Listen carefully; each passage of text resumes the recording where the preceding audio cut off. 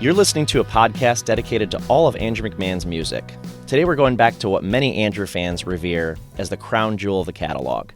My name is Steve, and today I have a returning guest with me to help discuss a song that I think's near and dear to both of us, actually.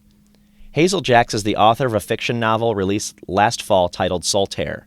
So in that book, she referenced something corporate, and the soundtrack throughout the story references many of our favorites from that era, which we'll talk about. Last time we talked about Restless Dream, which is actually referenced in the sequel that we're going to talk about today, Return to Saltaire, that just dropped last week and is now available on Amazon. Today we're talking about another fan favorite Andrew ballad that's also referenced in her new book. So Hazel, welcome back to the show. Thanks for having me, Steve. Yeah, so glad to have you. And since we last talked, Saltaire was released in the fall, back in October, I know, and now we've got Return to Saltaire, the sequel, this past week. So that's pretty exciting, right? Yeah, it's been a pretty awesome experience writing a book and figuring out the publishing process and promotion, and it's been quite an experience, that's for sure. Have things changed for you in the way kind of you see that process or the feedback you've gotten on your book, anything like that? Yeah, it's been really positive. I think through social media, I've been able to connect with a lot of readers, and it's been really fun because one thing that seems to stick out pretty often is I get a lot of people saying, I love the playlist, I love the music, the emo pop punk nod to the early 2000s nostalgia feeling. That's been really fun because that was an important part to me to have in the book, and I put a lot of time into making the playlist, and so Yeah. that's been a really neat part of the whole experience.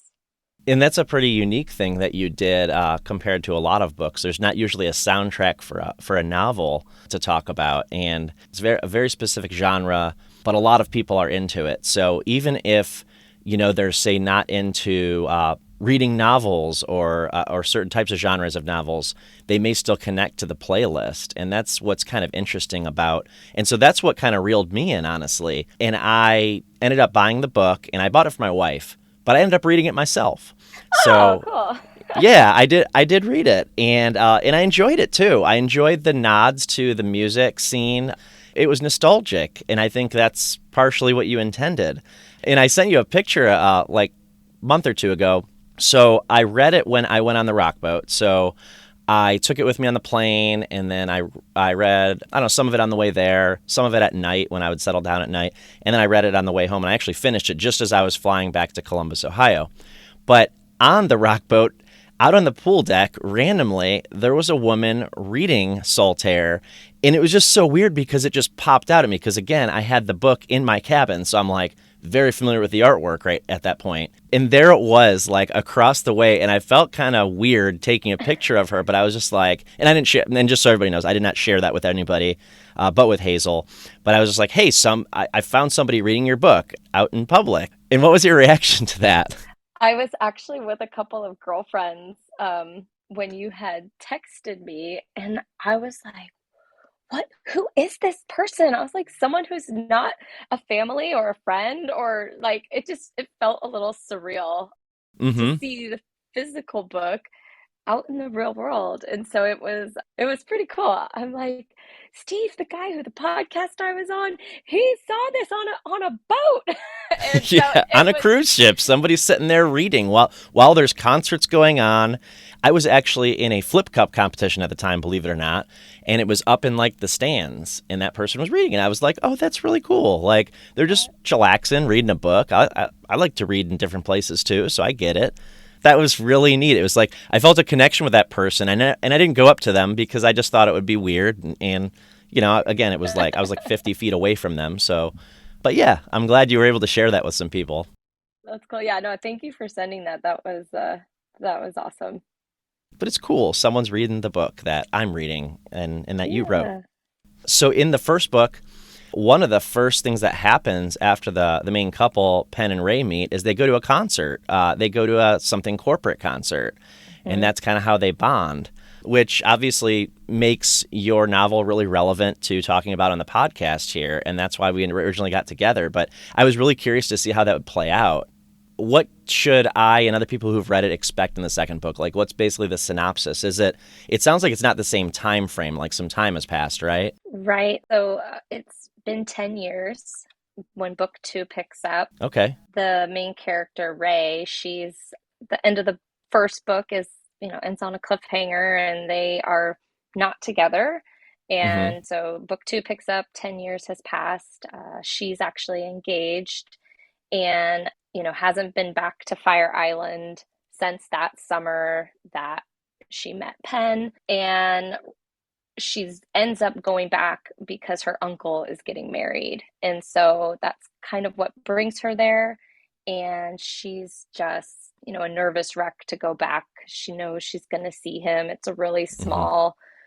small island. Right. And so book two is kind of just about what happens when she gets back there and the things of life that can happen and change in 10 years time and just sort of that reunion story. And I got to ask, are her brother and her best friend in the book? actually all of the characters from the first book, Penn's best friends that he lives with and his brother, and they're actually all in the second book as well. And Okay. so it's kind of you get to see how everybody's progressed in everybody's lives where they're at in that 10-year period. So And there's more music, I assume, right? I mean, referred to. yes, there's no more concerts, but there is more music. There's another playlist, and in the book they call them their heart songs, kind of their way to pass their feelings back and forth between the two main characters, without saying. It's kind of like you want to tell someone you love them, but you don't know how. And so you Right. you play them a song. You're like, this song really it means everything I want to say, but I don't know how. So just listen to it. And that's kind of what they do in book one. And there's still some elements of that in the second book as well. Like a mixtape, but one song at a time, giving someone one song at a time, right? Yeah. Yeah. That's Exactly. kind of how I saw that. But I wanted to read through the track list for this part two, and maybe talk about a couple of these songs really briefly. Some of them I knew and some of them I don't, but most of the artists I was familiar with. And then some of them definitely brought back some nostalgia. So even 10 years on in your book brings us to 2014. That's still almost 10 years ago now. So Sure. it was still like kind of nostalgic to revisit some of these songs. Yeah. So we've got I'm Lost Without You by Blink 182, Kill by Jimmy Eat World, 70 times 7 by Brand New, There Is by Boxcar Racer, Restless Dream by Jack's Mannequin, which we talked about in the prior episode that you guested on, Boys Like Girls with Thunder, You Are in Love by Taylor Swift, Too Far Gone by All American Rejects, Empty Apartment by Yellowcard, Anthem of Our Dying Day by Story of the Year, and the last one on the playlist, and I don't know if this is telling at all, maybe we'll touch on this, but the last one on the playlist is Rescued by Jack's Mannequin, which is the song we're here to talk about today. So I'm curious, like, would it be beneficial for someone to like listen to the soundtrack before they read the book, or like after they read the book, or would that help understand? Or So my feeling is when you're reading the book and it gets to the heart song, that you stop reading and you listen to the song, oh, because a lot of the feelings of the songs kind of portray through in whatever that character's feeling at that time. mm-hmm. And so that's how I would suggest. I would say stop reading, pull it up on your playlist and listen to it, and just kind of I feel like it's maybe like enhances the moment or something. So coincidentally, I saw two of those songs performed live last September. I saw a festival where Story of the Year and Jimmy Eat World both played. And so I heard Kill live. I absolutely love that song, by the way. Hmm. It's one of I'd say it's my top five, in my top five Jimmy Eat World songs of all time, and I'm a big fan. So Kill, and then Anthem of Our Dying Day, of course, Story of the Year, I think plays that at every concert they do. But most of these, so Anthem of the Dying Day aside, most of these are deep cuts, I would say. That's something I noticed, because again, I recognize all the artists, but there's some of the bands that I'm not as much into. I didn't even know some of those songs. the Boys Like Girls and the All American Rejects songs sounded familiar, or I knew I heard them while listening to the album back in the day. And so that's where the nostalgia came in for me, like hearing those songs that I haven't specifically sought out in 10 or 15 years. And it just kind of came back to me. So, like, how do you pick which songs you use? It was kind of a process. As I knew I was going to be writing the book and I had a lot of feelings of what the characters would be going through, I Mm-hmm. would just listen to playlists, like pre-made playlists or, radio based on playlists. And as I would hear a song that I liked or I remembered, and like you, a lot of these were songs that bring back like just these old memories. And I would Uh-huh. just save them into one really large playlist. And then as I started to write specific scenes, I go to that larger playlist and I would Mm-hmm. pick out a couple. And there's some where um, I maybe had two songs that I really liked that I thought would be good for the moment. And then I would really listen to the words and listen to the music and see how it made me feel. And then I'd end up picking one. But then there's also songs that I knew, like the 70 times 7 brand new song. I feel like one of the best angry songs you could ever listen to if you needed to get some aggression out. Um, I'm glad you brought that one up because, like, of the rest of the mix, I'm like, whoa, this is different. Like, I'm not yeah, familiar with Brand New. Honestly, I don't know that I've ever heard a full song by Brand New, which might surprise some people. But I don't know. That's one of those bands, and I think I mentioned to you before when we talked. Like, it's I just miss some bands in the genre. Like, not everyone popped out at me or was like handed to me on a silver platter. So, like, pre-streaming, you had to go like seek out the music, or you found out about it through mhm. concerts. So, Brand New just never crossed my path. Yeah, brand new and Taking Back Sunday. I know they like had a band feud back in like 20 years ago. So Uh-huh. that was how I came to find out who they were. I had a Hmm. friend and he loved their music and he listened to it all the time. And then that was how I was also introduced to Taking Back Sunday. Yeah, that song in particular is a very angry part of the second book, and so Hmm. that's kind of where that comes into play. And then the rest are more of love songs or I'm hurt songs or Hmm. you know Very emo. Even when the Taylor Swift song came up in the playlist, and I'm a Taylor Swift fan, we listen to her stuff pretty regularly. But again, it's more of a deep cut, so it's something that comes on occasionally, but I don't really know the song. So it didn't even occur to me while I was listening to this mix that was Taylor Swift. I was like, oh, it's like a female vocalist from the genre, and it ah sounded like an emo song, and so I listened, not pop punk at all. And then I went back and I'm like, oh, that's not emo, that's Taylor Swift, because she's her own category apparently. But right. yes, but it definitely fit somehow. Like it was, I had it playing while I was doing something, and I was like, oh yeah, I actually know that artist. So Cool.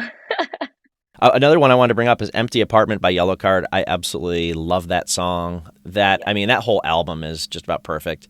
I would say Yellowcard. Not every album is perfect, but they have a few perfect albums in my opinion. And I get to see them this summer too. I just bought a ticket to see them in concert with Mayday Parade and a Yeah. few other bands. I think Story of the Year is there I actually. think they're coming to my area. I haven't gotten tickets. I want to, but I Hmm. don't think Story of the Year is playing when they come. I was checking. But yeah, I'd love to see them. I'm actually going to the When We Were Young Fest in Oh, October. cool. Oh, you'll So see a lot of I these. know I'll see Yellow Card there. So I was like, maybe I'll just wait and see them there. But yeah, Something corporate, of course. yep, and that's really why I'm like I'm okay when they come out with the schedule, we're planning the entire day around whatever stage and whatever time something corporate is playing. I would too. They just released a second day, like I pre-sale saw code or that. whatever for the second day. Yeah. So the song again we're talking about today is "Rescued" by Jack's Mannequin. It's one of those that stands out for me when it comes up on a playlist, when I hear it in concert, and it even stands out for me among the songs on an album that I consider one of the greatest of all time. The band is obviously Jack's Mannequin. It was track 9 on Everything in Transit, which was released on August 23rd, 2005. So, is it possible that you could tell us how this song plays into the plot of your book? Or because it's at the end, I feel like maybe that would give it away for anybody who wanted to read it, like myself. So actually, at the end of the book, there's sort of like an extended bonus content that the reader can get online. And Oh, actually, the last 6 songs on the playlist mm-hmm. come from that bonus content. Interesting. Yeah, so I I like that was, little Easter egg there. yes, there's at the end of the book a link that where you can go online to get that bonus content, and that's where those songs actually appear. Very cool. So, Restless Dream, we talked about last time, which is actually on the soundtrack for this particular book, not Right, the original. Because right. Constantine was on the first playlist, Yes. and we did touch on that. But yeah, Restless Dream and Rescued both get a spot on this playlist. I'll just go through a couple production notes here. The song, as well as the entire album, was produced by Jim Wirt and Andrew McMahon. Performing on the song are Andrew on vocals and organ, actually, Jim Wirt on the guitar and the bass, Bobby Raw Anderson on guitar, Patrick Warren on Chamberlin and samples, and CJ Erickson on drums and programming. The recording was done at 4th Street in Santa Monica, and I just watched a live stream the other night on Camp Wilderness that Andrew did, and he mentioned in that live stream that his newest song, Nobody Tells You When You're Young, that just came out today, the day that we're recording this, that was also recorded at 4th Street in Santa Monica. So he's still recording there to this day. So we're talking about a song that was created, 18 years ago or more. And the newest song he's releasing was recorded in the exact same studio, and they're both piano ballads. So did you get a chance to listen to the new ballad? Yeah, I did. I listened to it earlier today, and of course, I absolutely love it. I'm a sucker for just those piano ballads, and yeah, I thought it was great. It might be my favorite that he's released so far for this new album. It's definitely up there for me. I'm between three of the songs. I really like Stars and Lying on the Hood of Your Car and this one. Those are my top three. But all three of those are such different songs from one another. Right. It's kind of ironic that those are the three that I picked up on. But yeah. But this is the piano ballad. It gives me these New Year song vibes, which that's the pocket right there. Like that again, like you said, piano ballad. Yeah, and I felt like the lyrics just were very grown up and insightful, and Yeah, I was like, oh, it's grown up Andrew. Like, you know, totally. for it just I really liked the message. I love the lyrics in the chorus, but yeah, that maybe we can talk about that song another day. So I mean, but yeah, it's exciting because it just came out. We just heard it. We both just heard it for the first time. Andrew played it on just a piano for his fans on Camp Wilderness on Monday night, so that was a really nice little treat. So we got to hear it early live, so that was awesome. So back to Rescued. According to Setlist FM, Jack's Mannequins performed this song 75 times, which I guess isn't hard to believe, being that it's a ballad. Usually these types of songs don't get as much play in concert. But what is hard to believe, and I've brought this up before on the podcast, but the first time it was ever played in concert, according to Setlist FM, which I know is incomplete, was January 25th, 2006. So almost 6 months after the album came out, which I know he didn't tour right away because he was sick, right? Like he was in the hospital. So I don't know when his tour actually started. Maybe that has something to do with it. But Jack's Mannequin did do some shows in 2005, well before the album came out and before he was sick. So I guess what I'm saying is I just find it hard to believe that they didn't play Rescued at all. But the album hadn't come out yet, so I don't know. Maybe it was a late ad. I actually couldn't find anything about the song in terms of like when it was written and when it was added to the track list of the album, because I know there were some changes last minute. So interesting, I couldn't find any of that, but this is kind of a plea for everybody listening. If you have any of those early Jack's Mannequin set lists, either mentally or handwritten, or you find them online, please send them my way. I actually kind of make it a side hobby of mine of adding those set lists. If I find a set list of an artist I really like, I'll add it to Setlist FM because I want it to be complete. I know it's never going to be 100%, but I like it. yeah, it's kind of my thing. So, Hazel, I remember when we talked last time, you said that you never got a chance to see Jack's Mannequin in concert. right? Right. Never. Can I assume that you never saw this song perform live? I've seen Andrew twice, and he's played a lot of the Something Corporate and Jack's Mannequin songs, but I don't honestly remember if this one was played at either of those concerts. Yeah, he does play it as Andrew McMahon in the Wilderness sometimes, but not very often. It's pretty rare. Okay. They did a 10 Years in Transit tour back in 2015. They did a 15 Years in Transit tour, drive-in tour back in 2020 because that's all you could do. So did you know we're only 2 years away from a possible 20 Years in Transit tour? Oh man, I like it. So keep summer of 2025, couple dates open in the summer. Hopefully it'll line up. Everything will work out. That's what I'm doing. I'm totally banking on it, planning 2.5 years in advance. But 2.5 years from now, I'm hoping for that playthrough of Everything in Transit because I saw that back in January 2016, and it was amazing. And then I watched it on a live stream in 2020 as well. I would love to see that again, play the whole album played through. I think we need to start a petition. Definitely, yeah. Now, he has said, this was before last summer, Andrew said, well, I don't like to lean too much into nostalgia and looking backwards at, then he did a Hello Gone Days tour, which is basically a celebration of nostalgia. So, and brought back Constantine too. So, but yeah, Rescued's been played by Andrew solo 8 times. One of those being on Instagram in March of 2020. That's a memory I really hold near and dear to my heart. I just remember that was the really early days of the pandemic. I looked at the date and I was like, oh yeah, that's why I remember this one. That was the first week my kids were out of school. The first week we weren't reporting to the office anymore. It's almost 3 years ago now. Really weird times. But it was one of the most requested songs, he said, of that week for him to play online. And if you think about the lyrics, which we'll definitely dive into in a little bit, it's understandable why a song like this would be really relevant for people to hear in that moment. But as I said, he's played it as Andrew McMahon in the Wilderness a few times, actually 14 to be exact. And I was fortunate because the last time they played it, I was there. And I had to look to be sure that that was the last time they played it. It was June of 2021. They did pod. So after the drive-in shows, they did these things called pod shows where you had to corral with your group. You had to buy them in packs of 6 tickets. I listened to your episode where you went with your wife one night and then you got to go by yourself another night. Was it Yep. that one? Okay. Vice versa. Yeah. So I went by myself one night, met up with some other Andrew fans I had never met who've become friends since. And then the next night I went with my wife, and it was the second night with my wife that they played Rescued. So it was part of the encore, actually, which was really special. So it was as they came back from the encore, they played Rescued, and I think Into the Airwaves was right after that. It just felt really special.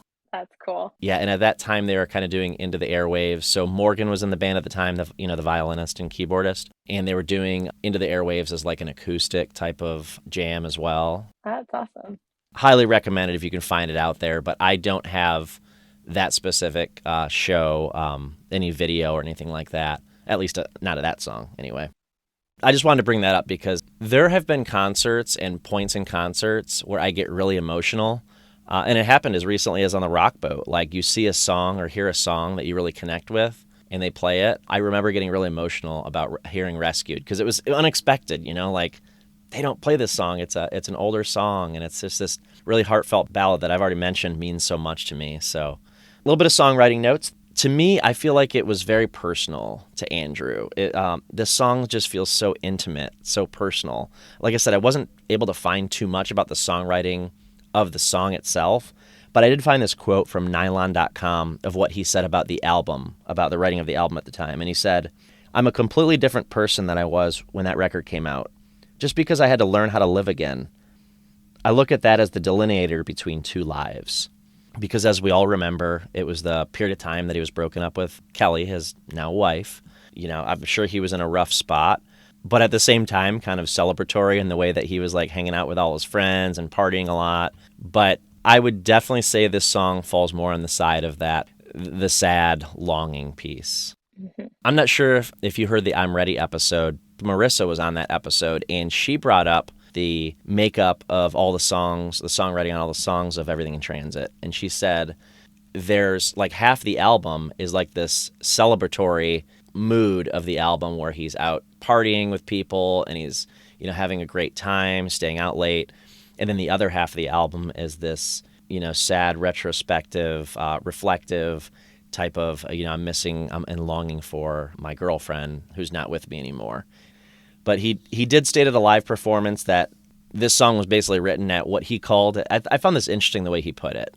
He said it was, that time at the end of a breakup when it's one of those miserable phone calls that you have with your ex and you're just sitting on the phone and it's the end and you're like, I don't know what to say. And so you just sit in silence.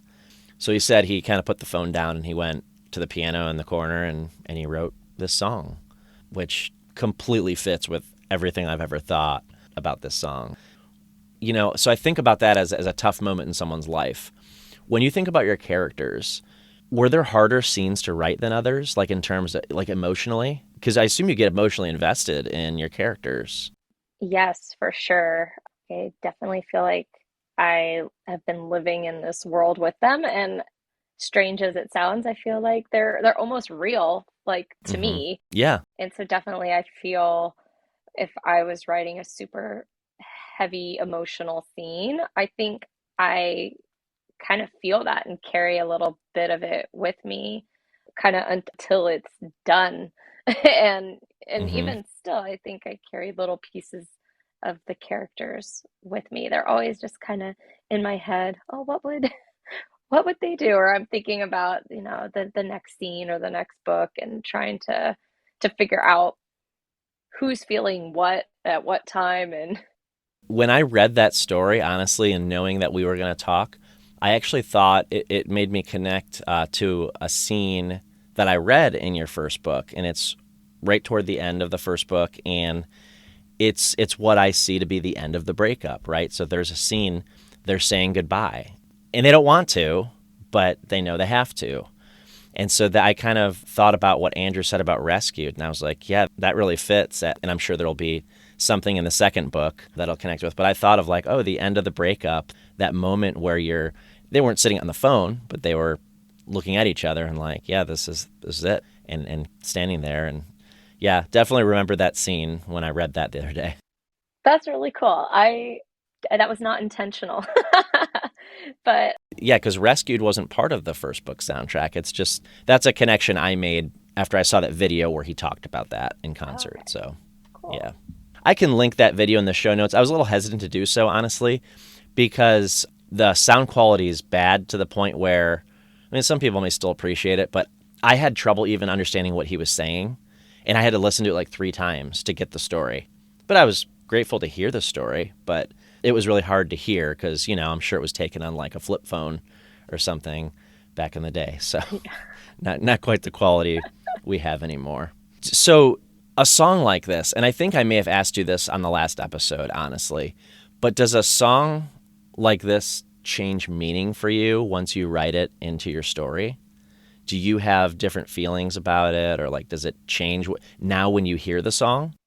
It's interesting because I kind of connect it now to the moment in the book where it's relatable, Mm-hmm. but I think the meaning has always felt the same. What I feel the song is saying or telling, that's remained the same. It's just I feel it the way that the characters might feel it as they're, exchanging the songs back and forth to each other.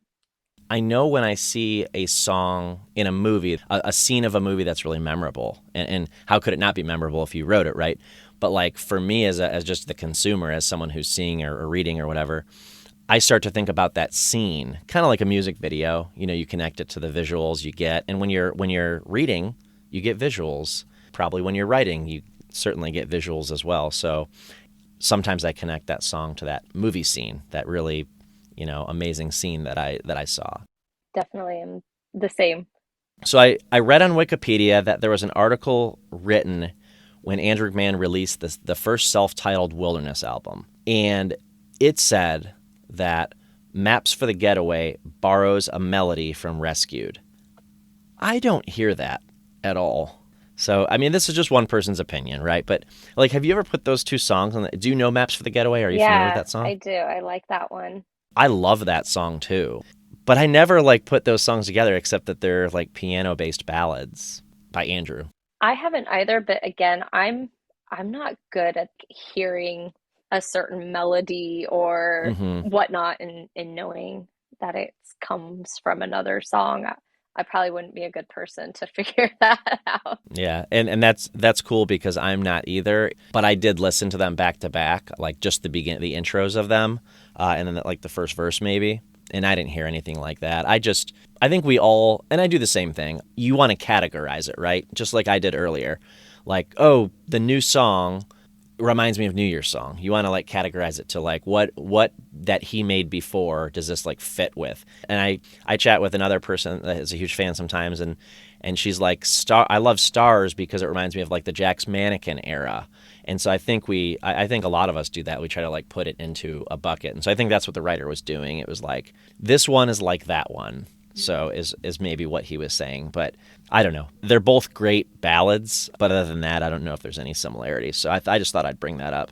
I did mention earlier that this song was played on an organ, according to the liner notes, which I find that really hard to believe because I think we've talked about this before. Like, yeah, I'm not good at picking out instruments either. Does a piano sound that different from an organ? Well, I think it sounds a little different. This does not sound like an organ to me when I think of an organ. Same. I didn't hear that. I wrote down when I was listening to it, I'm all, is that a tambourine? Like, and I just don't know musical instruments to be able to pick anything out.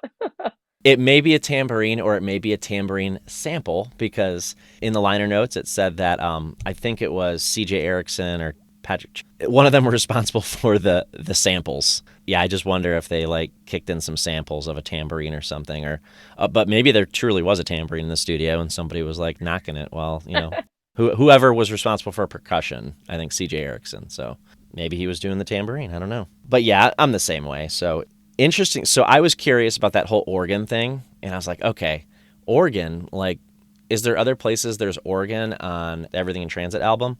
So I found there's only 3 songs on Everything in Transit that Andrew plays the organ, according to the liner notes.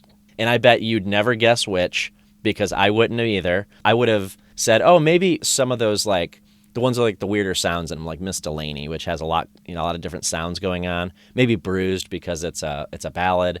But nope, it's I'm Ready and the mixtape. Huh. I don't know. I read those and I was like, I don't hear, I don't know, it all sounds like piano to me, but who knows?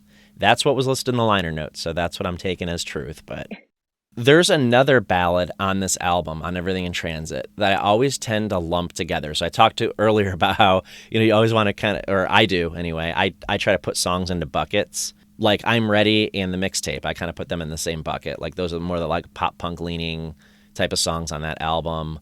With Rescued, I put Kill the Messenger. Are you a fan of that song as well? Yeah, I am actually. I listened to the whole album all the way through earlier today, just trying. I know that's how you have always talked about how you listen to the full albums, and Yeah. I've never really appreciated or been that person. I was just like shuffle or start with the last song and just kind of go all around. And I was trying to be conscientious today when I was listening, and I wrote down, I took notes as I was doing it, and I was like, kill the messenger, you hear the piano and it's slower at first, then it kind of picks up, and then it ended slowly, and there was like this ding, ding, ding with the piano at the very end, Oh. where it was just that before it leads into Rescued.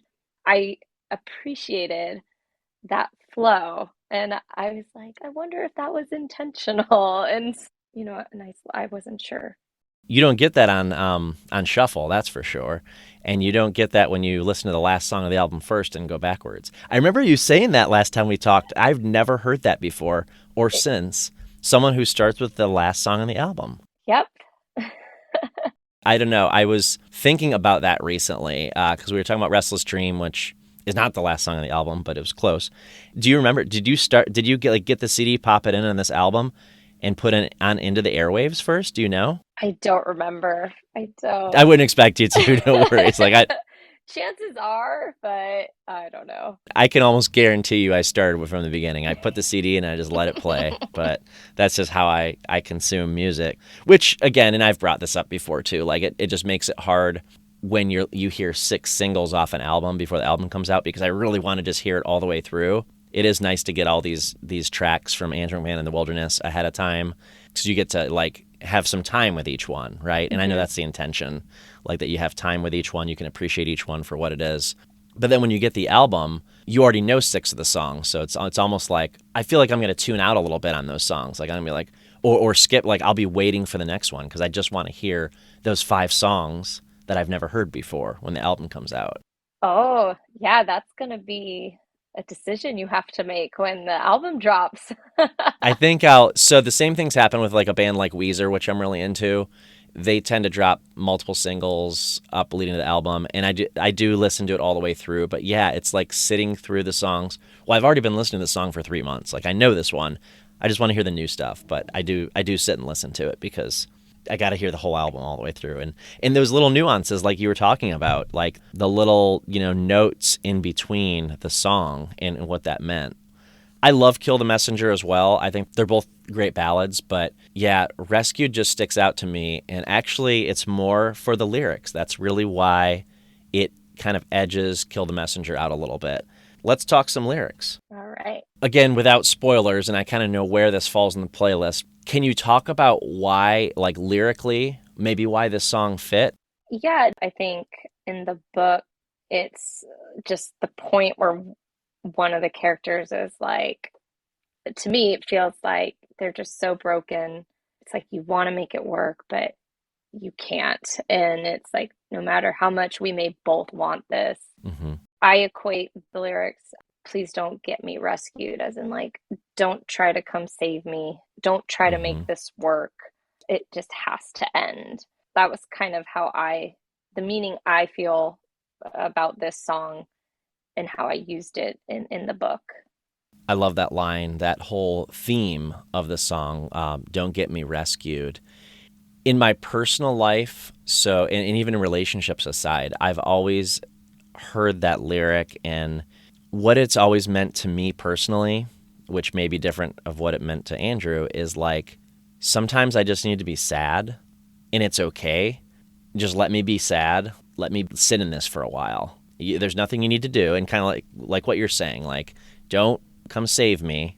I'll be fine, but I just need to sit in it. Don't feel like you need to rescue me. And that's kind of always in my personal life. So yeah, that line means a lot to me personally. One thing I noticed actually just today when I was really looking at the lyrics, Hmm. and when he says the rescued part, the first two times he says it, I'm thinking I'd prefer not to be rescued. And he Yep. says that twice. But then the second two times that he says it, it's like a plea where he's made a decision. At first it seems unsure. I'm thinking, don't get me rescued. Oh. And then he's like, please don't get me rescued.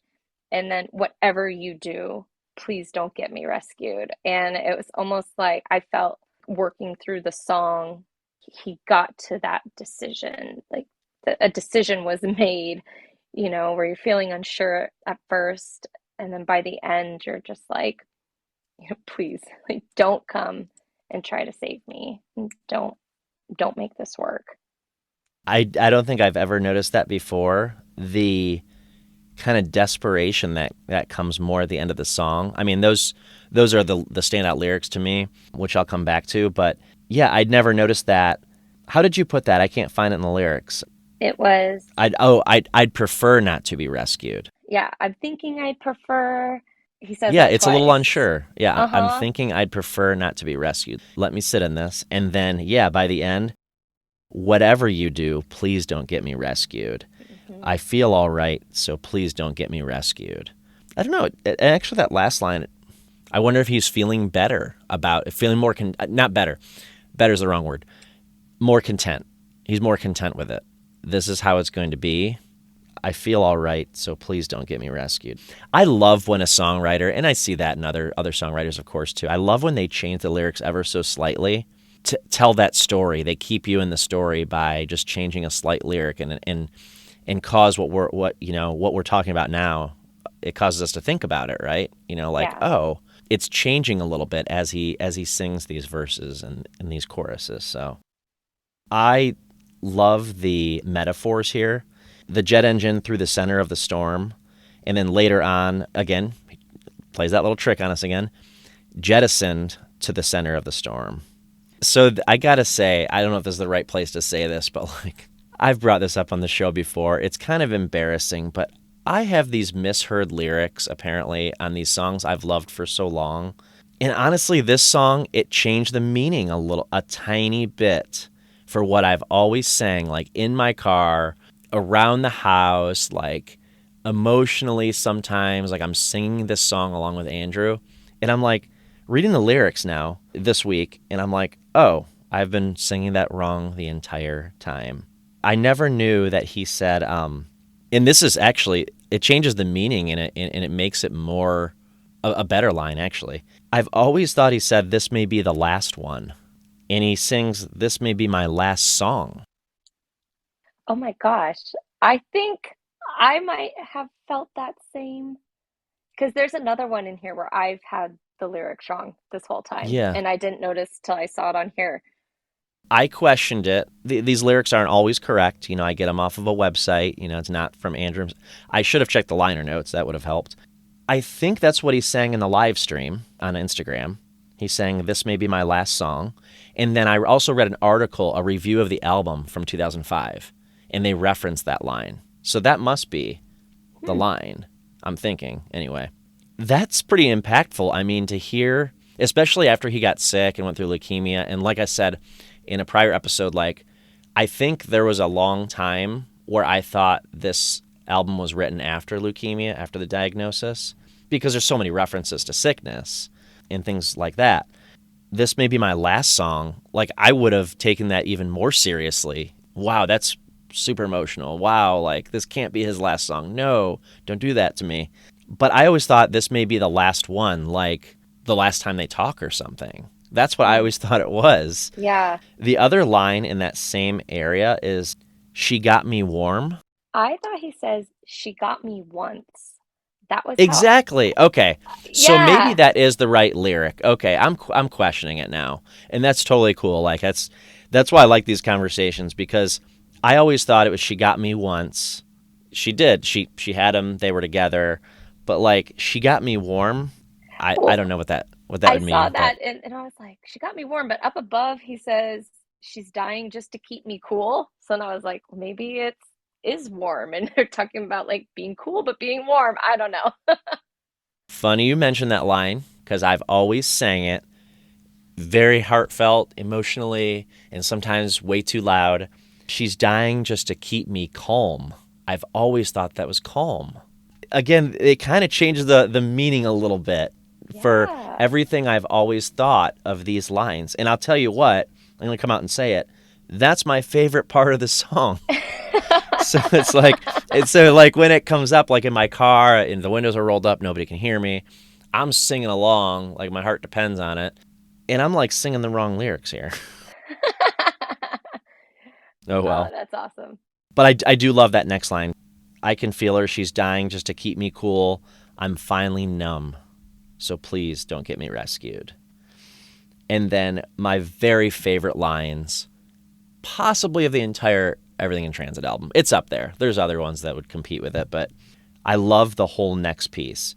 And it's unclear, but this may be my last song.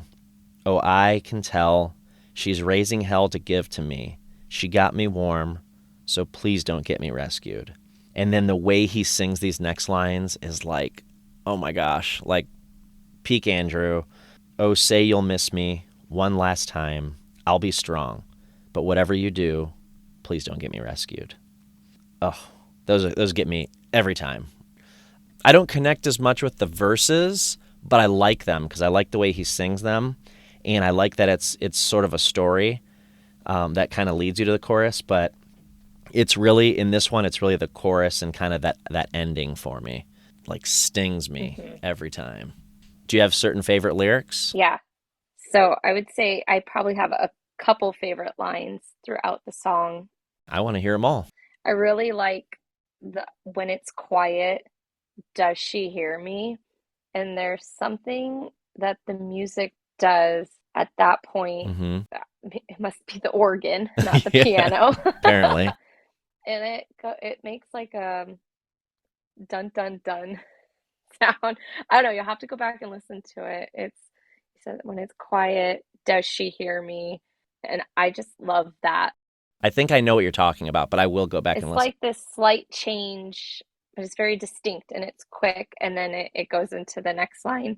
But I also love the line, you mentioned it before, I'm finally numb, so please don't get me rescued. And I think just like that, finally have come to peace in whatever way you needed to get numb, Hmm. you are there, and just don't reopen the wound. That's kind of how I feel that line. And then that I'll be strong, but whatever you do, please don't get me rescued. I don't know. I love the whole song. I do too. I mean, I probably shouldn't say it, I don't appreciate the verses as much. I really do. I actually like every lyric in the song. But to come up with a favorite, like yes, it's definitely that ending that I read. But I love the whole thing, and like a lot of Andrew songs, is not uncommon at all for me. I get these visuals, like I can see him.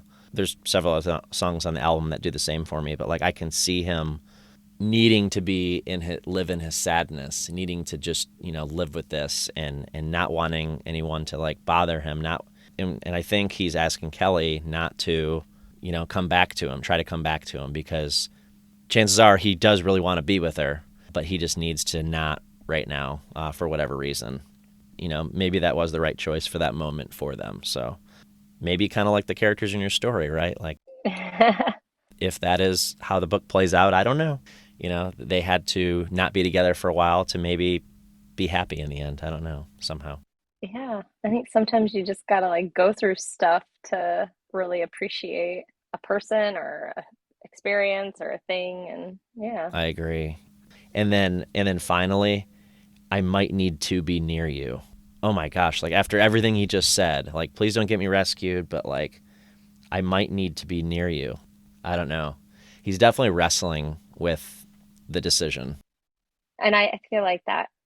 I like that's the perfect word. He's wrestling with it because I might need to be near you, and then it's like I feel all right. Like maybe he's feeling better about the decision, but then it's a plea to her, like just please though don't come back because I'm finally in a good place. I don't know.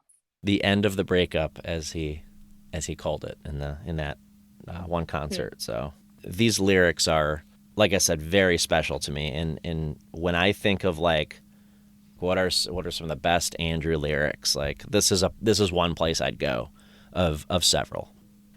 We talked a lot about your book and what this means to the characters.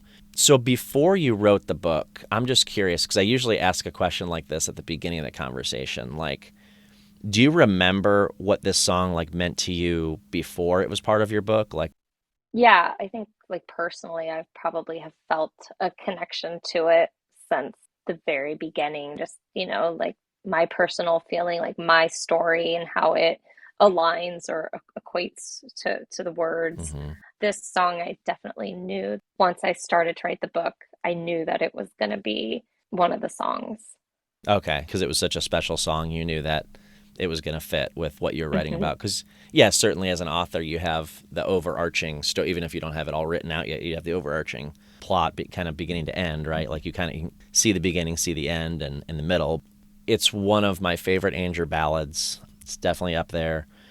Any final thoughts about the song itself?